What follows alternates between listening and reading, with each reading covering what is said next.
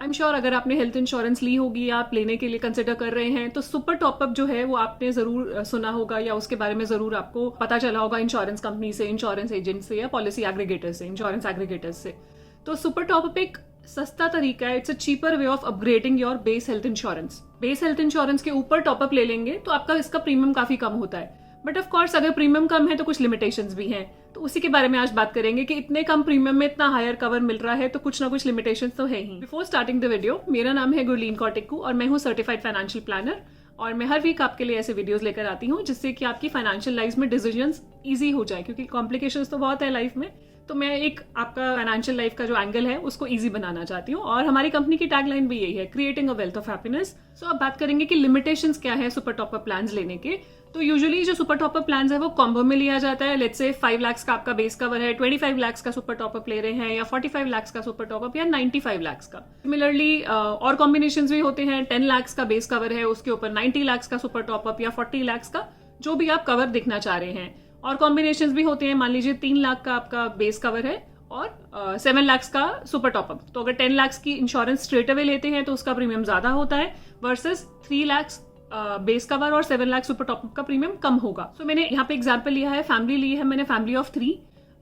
Husband की as है 36, wife की 35 और बच्चे की एज है 2।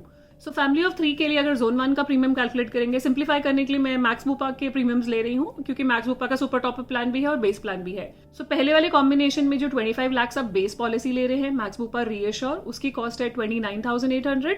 और सेकंड ऑप्शन में जहां पे आप 5 लाख का सिर्फ बेस कवर ले रहे हैं, उसके ऊपर 20 लाख का सुपर टॉपअप प्लान ले रहे हैं, तो max Bupa health reassure plus health recharge का कॉम्बिनेशन है ये, तो उसका प्रीमियम है 18,000।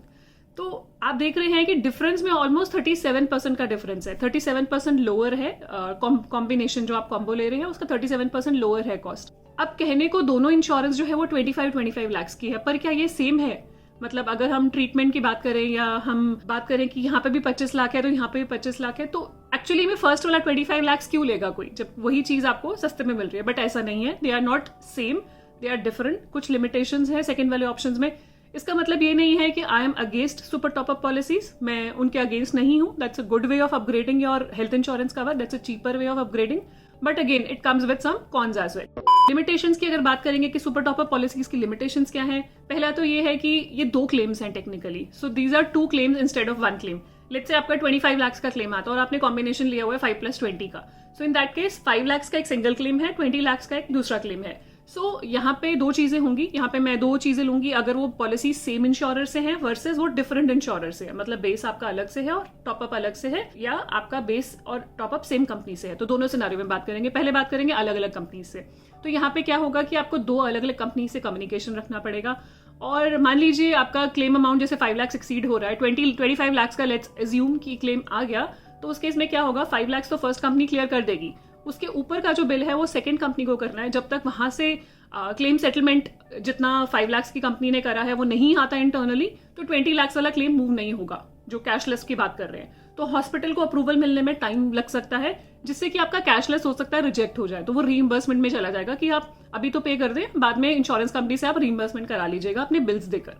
सो वो एक हैसल है कि आपका जो कैशलेस, जिस पर्पस की आपने पॉलिसी ली थी, तो कैशलेस नहीं हो पाएगा। सेकंड इज कि आपको 2 हेल्थ कार्ड संभालने पड़ेंगे, एक तो आपको बेस पॉलिसी का, एक आपको टॉपअप पॉलिसी का, सुपर टॉपअप पॉलिसी का। थर्ड इज आपको कम्युनिकेशन दोनों कंपनी से रखना पड़ेगा, एक से कोऑर्डिनेशन कर रहे हैं फिर दूसरे से भी करना पड़ेगा। फोर्थ इज कि टर्म्स एंड कंडीशंस में डिफरेंस हो सकता है, जो आपका बेस पॉलिसी में और आपका सुपर टॉपअप पॉलिसी का जो इंश्योरर है वहां पे टर्म्स एंड कंडीशंस में डिफरेंस हो सकता है, वेटिंग पीरियड्स में डिफरेंस हो सकता है, और मान लीजिए रूम रेंट में भी डिफरेंस हो सकता है। बेस पॉलिसी में आप इंजॉय कर रहे हैं सिंगल रूम, और हो सकता है सुपर टॉपअप में वो शेयर्ड रूम मिले, तो वहां पे भी फिर आपको उसको शिफ्ट करना पड़ेगा अपने आप को एक रूम से दूसरे रूम में, तो वो एक हैसल है।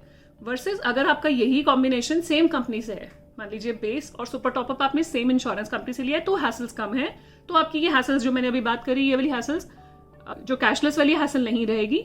और अगर आप जाना ही चाह रहे हैं कॉम्बिनेशन के लिए, then of course go for same insurer only. Same insurer से ही कोशिश करें बेस और सुपर टॉपअप ले, सो दैट आपको क्लेम के टाइम पे हैसल ना हो। दूसरा लिमिटेशन ये है कि सुपर टॉपअप पॉलिसीज में लोअर नो क्लेम बोनस होता है दैन दी बेस पॉलिसी, या नहीं होता है, मिसिंग भी होता है मोस्ट ऑफ द टाइम्स। तो उसमें क्या है कि जब भी हमारी बेस पॉलिसी है, लेट्स से हमारी अगर 5 लाख की जो बेस पॉलिसी और 20 लाख के कॉम्बिनेशन पे फिर से बात करेंगे, तो 5 लाख पे हर साल आपका नो क्लेम बोनस ऐड हो रहा है, which can very from 20% to 50% depends on कि आपने कौन सी पॉलिसी ली है। 20 लाख का जो हायर कवर है, जो सुपर टॉपअप कवर है, उस पर नो क्लेम बोनस एप्लीकेबल नहीं होगा या बहुत ही मिनिमल सा होगा। सो अगर हम ये पूरा का पूरा कंप्लीटली बेस ले लेते, मतलब लेट्स से 25 लाख हमने बेस ले लिया होता, तो उस केस में क्या होगा? उस केस में अगर जो मैंने एग्जांपल आपको दिया है, उस केस में 50% जो मैक्स ऊपर रीअश्योर का एग्जांपल दिया है, उस केस में 50% इंक्रीज हो जाएगा। आपने कोई क्लेम नहीं लिया तो 25 लाख की पॉलिसी हो जाएगी नेक्स्ट ईयर 37.5 एंड देन उसके नेक्स्ट ईयर 50 लाख। वेयरएज जो आपकी बेस प्लस सुपर टॉपअप का कॉम्बिनेशन है वो उस पेस पे नहीं बढ़ेगा, क्योंकि नो क्लेम बोनस मेनली आपको 5 लाख पे मिल रहा है। तो नो क्लेम बोनस की अपॉर्चुनिटी भी नहीं है अगर आप सुपर टॉपअप लेते हैं। देखेंगे आपकी पॉलिसीज में गैप बढ़ जाएगा। मतलब मान लीजिए किसी ने अगर 25 लाख की बेस कवर लिया हुआ है वर्सेस 5+20 का लिया हुआ है, तो यहाँ पे उनका कवर इस पेस पे नहीं बढ़ेगा जिस पेस पे 25 लाख वाली पॉलिसी का कवर बढ़ जाएगा। थर्ड पॉइंट है कि रीफिल बेनिफिट, जो रिचार्ज बेनिफिट या रीस्टोर बेनिफिट, वो आपका सुपर टॉपअप पॉलिसीज पे नहीं होता है, वो आपको सिर्फ बेस पॉलिसीज पे मिलता है।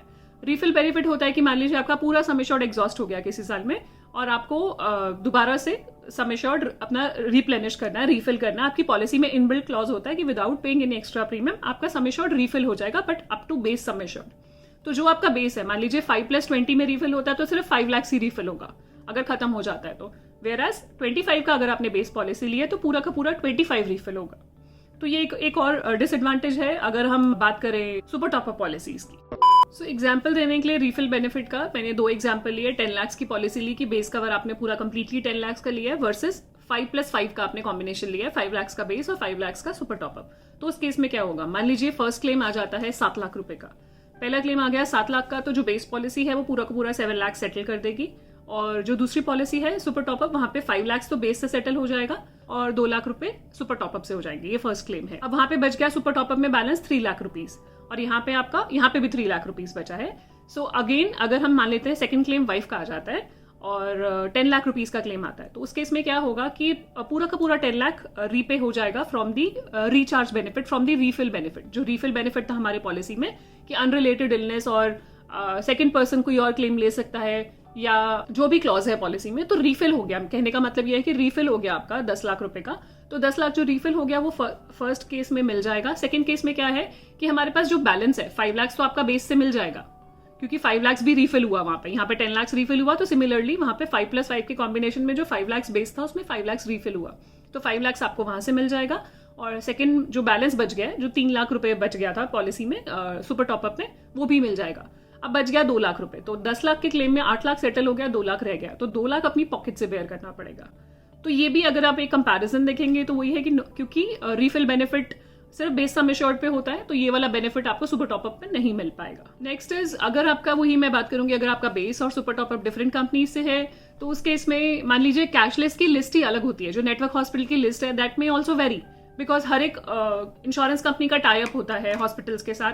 तो लेट्स से जो बेस पॉलिसी वाली इंश्योरेंस कंपनी है उसका टाई अप है जहां पे आप एडमिटेड हैं। जो टॉपअप अगर आपने किसी और कंपनी से लिया हुआ है तो वहां पे उनका टाई अप नहीं है, सो इन दैट केस वो कैशलेस फिर से नहीं होगा। नेक्स्ट है, जो हम बेस और सुपर टॉपअप है, कोशिश कीजिए वो सेम टाइम पे लीजिए, अलग अलग टाइम पे नहीं लीजिए, बिकॉज पॉलिसी टेन्योर चेंज हो जाता है। पॉलिसी का टाइम पीरियड, जो पॉलिसी ईयर होता है, लेट्स से आज मैं पॉलिसी ले रही हूँ, वी आर सिटिंग इन जून 2021, तो मेरा 1 साल का कॉन्ट्रैक्ट है जो जून 2022 तक होगा। मान लीजिए 3 महीने बाद या 6 महीने बाद मैं डिसाइड करती हूँ कि मुझे पॉलिसी लेनी है और मैंने दिसंबर में पॉलिसी ली, तो उसकी साइकिल दिसंबर टू दिसंबर चलेगी। उस केस में वो बीच में अगर मान लीजिए कोई उन मंथ्स में क्लेम आ जाता है जहां पे कवरेज क्लैश कर रही है, तो वहां पे क्लेम मिलने के चांसेस कम हो जाते हैं। तो मेक श्योर कि दोनों अगर आप ये कॉम्बिनेशन ले रहे हैं तो सेम टाइम पे लें और सेम टेन्योर ले लें। ये हमने देखा कि ये क्या लिमिटेशंस हैं सुपर टॉपअप पॉलिसी के, क्या कॉन्स हैं। ऑफ कोर्स प्रॉस भी हैं, बिकॉज वो लोअर कॉस्ट है और काफ़ी कॉस्ट इफेक्टिव है और काफ़ी लोग प्रेफर भी करते हैं। बट ये डिफरेंसेस जानना ज़रूरी है कि आप सुपर टॉपअप ले रहे हैं तो आप सेम सम एश्योर्ड नहीं मिल रहा है आपको। There is a difference, if there is a difference in the cost, there is difference in features as well. So ये सब कुछ तो बता दिया, बट अल्टीमेटली कंक्लूड करने के लिए कि करें तो करें क्या। सो कंक्लूड करने के लिए मैं यही कहूंगी कि what ever you feel, you know the cover amount is right for you and your family, go for that. But at least base sum assured इतना कम भी ना लें कि कल को जरूरत पड़े तो वो काम ही ना आए। तो 2 लाख 3 लाख का लोग भी बेस प्रेफर कर रहे हैं कि 3 लाख का बेस ले लिया, उसके ऊपर टॉपअप ले लिया बिकॉज वो सस्ता पड़ रहा है। आप जरूर कुछ 1000 रुपए बचा रहे हैं, लेकिन अगर फ्यूचर में वो सफिशिएंट नहीं होगा और इन लिमिटेशंस की वजह से आपको क्लेम्स में इश्यूज आ सकते हैं, तो एटलीस्ट मतलब कम से कम अगर हम एवरेज क्लेम साइज देखें तो 5 लाख रुपए का एवरेज क्लेम साइज है, तो आपकी पॉलिसी कम से कम मतलब 10 लाख तो मिनिमम साइड पे होनी चाहिए, ऑन अ मिनिमम साइड। उसके ऊपर आप टॉपअप लेना चाहें, सुपर टॉपअप ले सकते हैं। And also if you can afford and you want to avoid all these inconveniences, या आप इन चक्रों में नहीं पड़ना चाहते हैं, then straight away go for higher base sum assured. तो आप इस हिसाब से अपना डिसाइड कर सकते हैं कवर। कुछ भी आपके क्वेश्चंस हो बेस और सुपर टॉपअप के कॉम्बिनेशन के रिगार्डिंग, कुछ भी पूछना चाहें हेल्थ इंश्योरेंस के regarding, so please share in the comment section, I shall be happy to answer those. And हमारा फोन नंबर, ईमेल आईडी है, आप हमसे कांटेक्ट कर सकते हैं। एंड अगर अभी तक आपने हमारे चैनल को सब्सक्राइब नहीं करा है तो do subscribe so that you get the right information at the right time. And मिलते हैं जल्दी। Stay safe, take care, bye bye.